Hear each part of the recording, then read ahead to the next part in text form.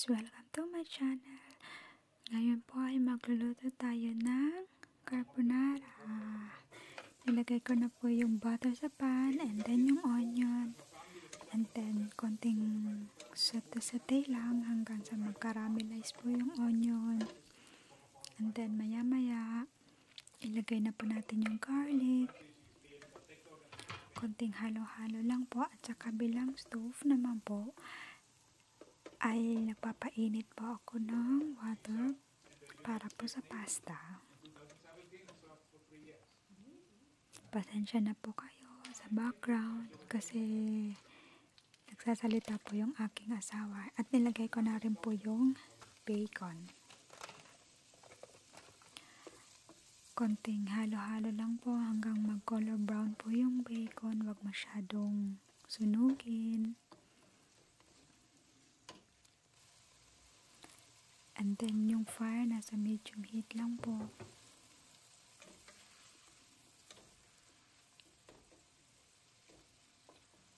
Hayaan lang siya maluto.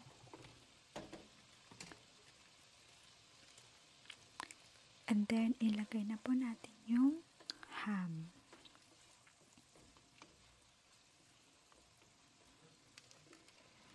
Yung nilagay ko po lang ham dyan is nasa 300 grams. Yung bacon naman po nasa 250 grams. So, ginagawa ko po dyan, pinahalo-halo ko lang po. Let it cook for like 5 minutes to 10 minutes hanggang ma-achieve nyo na po yung color ng ham, hanggang sa maluto na po yung ham. So, wait ko lang po yan.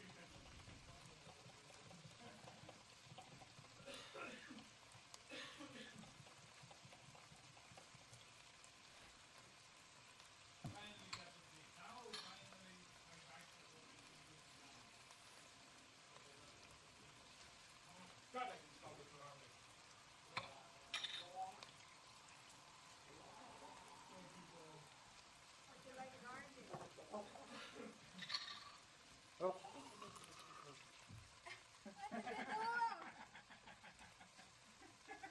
did you do?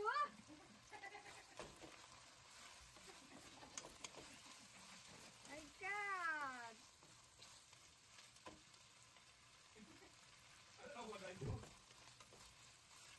I usually never know what I do.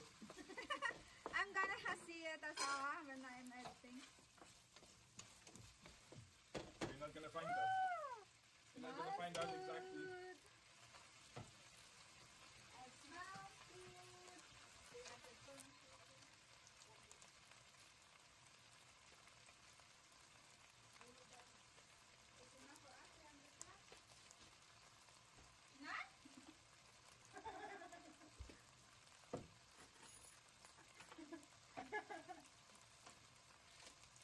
you think this is enough? 300 grams. Because this one is 500 grams. 300 should be enough. For 2 days. Maybe. Should be. Hope so. If it's not enough, next time. If it's not enough, then maybe I'll try 400.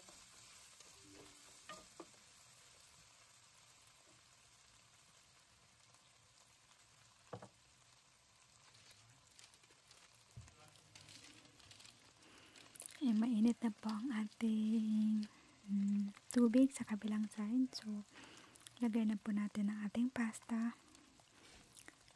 At lutuin po natin ito based po doon sa packaging. So, for me, yung nasa packaging niya ay 10 minutes, 9 to 10 minutes. So, we wait for the 9 to 10 minutes. Habang naghihintay po tayo, lagay na po natin ng mushroom. At ang ginagawa ko po dyan, kina-crush o hinihiwa ko yung mushroom into smaller pieces. Kasi yung iba medyo malalaki. So, kaya hiniwa ko siya ng maliliit gamit ang sandok.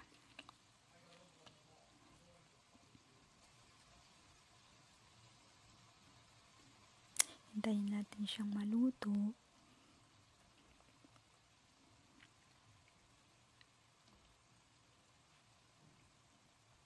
I already doubt of this pasta. I don't think it's going to be enough. Usually po kasi pag nagluluto ako ng pasta,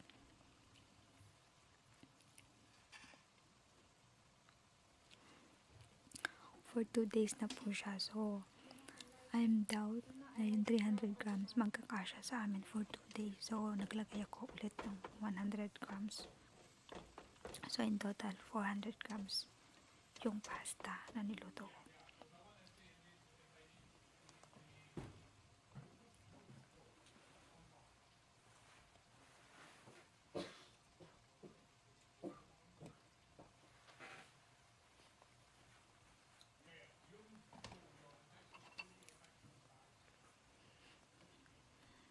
Na naglagay tayo ng salt and pepper to taste.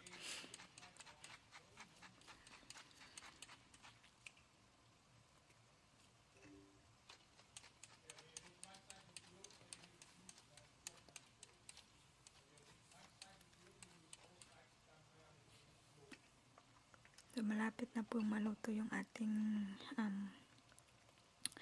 pasta, and then naglagay po ako ng konting seasoning, nor seasoning. Then mix lang po natin.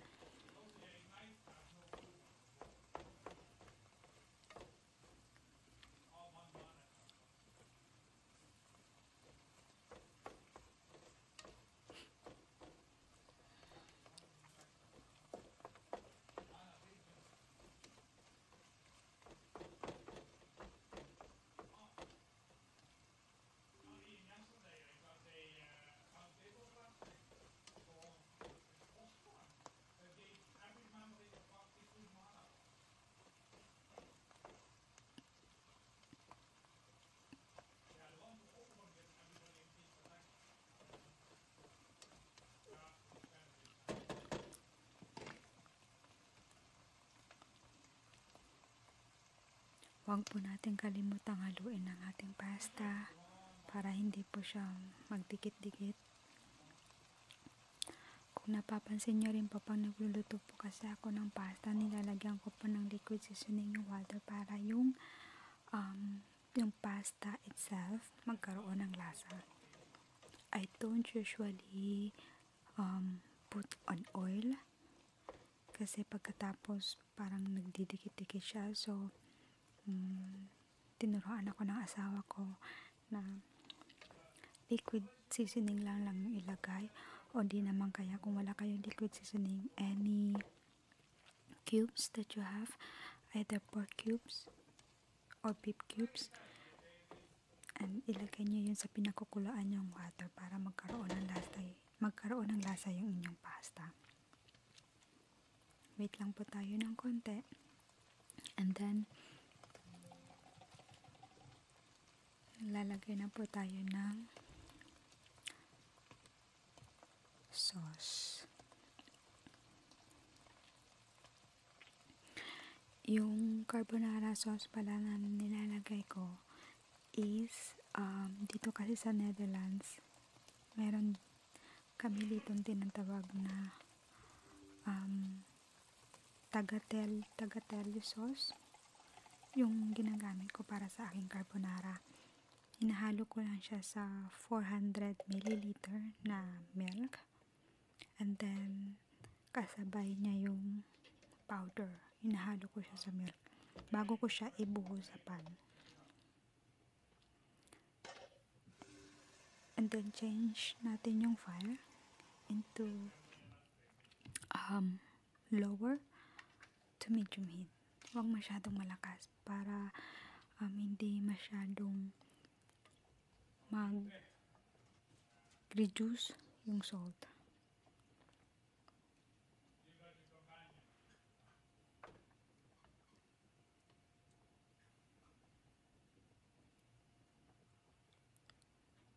Konting halo lang, and ilagay na po natin yung cream. Naglalagay po kasi ako ng heavy cream para to make it more creamier. Kung wala kayong heavy cream, kahit ano na lang pong cream na merong available sa inyo.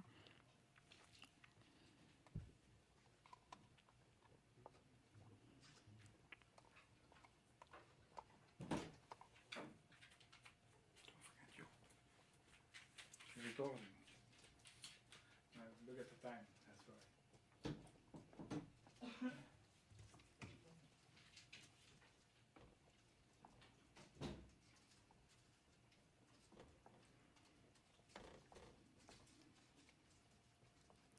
See the difference po pag naglalagay ako ng cream. Kaya mas gustong gusto ng asawa ko yung carbonara, niluluto ko kasi mas creamy. Sinubukan ko rin po yung carbonara na niluto niya or tagatelle na niluto niya, and then at the end mas gusto niya pa rin yung luto ko. Yan, luto na po ng ating pasta, so ilagay na po natin sa sauce. Pinatay ko na rin po pala yung apoy para hindi siya masyadong mag-reduce yung sauce niya. Funny how the other came to apologize. Because maybe he's thinking that you offended. No, he said that at that moment he knows his sister. He knows that it might have been too much, So. Yeah, exactly. But I see my neighbor crying there, and I can't help but I wanted to let her know I was there. You can always go to her. Yeah, that's a lot. It was besides my grandma, it was my second ever funeral. Well, I mean, if you don't calculate Kaizen, then.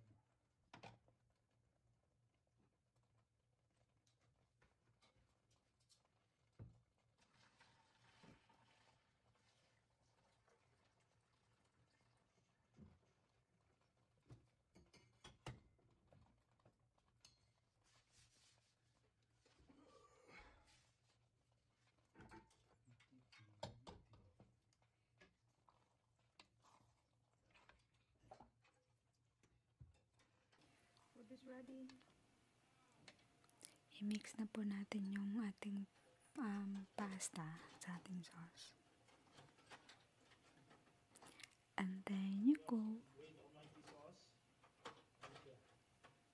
Yan na po ang ating carbonara version.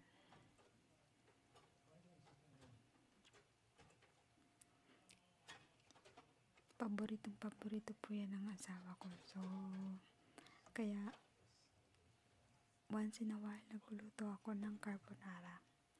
Next time, papakita ko naman sa inyo kung paano kami magluto ng macaroni pasta with vegetables. Super yummy. And I really love it.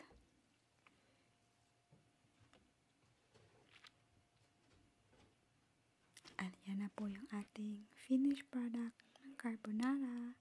Enjoy your meal. And thank you for watching. Until next time. Bye.